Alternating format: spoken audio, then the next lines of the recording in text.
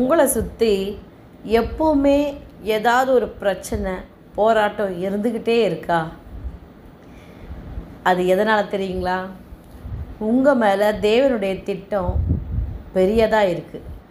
அதை நீங்கள் எங்கே கண்டுபிடிச்சி அவருக்கு பிரியமாக வாழ்ந்து சாட்சியாக நிற்க போகிறீங்களோன்னு பிசாசு உங்களுக்கு பிரச்சனையை போல் காட்டி காட்டி உங்களை திசை திருப்பிக்கிட்டு இருக்கான்.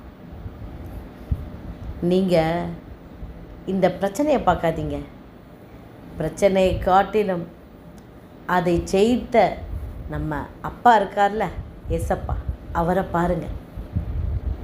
எரேமியா 33:3 ஆண்டவர் சொல்கிறாரு, என்னை நோக்கி கூப்பிடு, அப்பொழுது நான் உனக்கு உத்தரவு கொடுத்து நீ அறியாததும் உனக்கு எட்டாததுமான பெரிய காரியங்களை உனக்கு அறிவிப்பேன்னு சொல்லியிருக்காரு.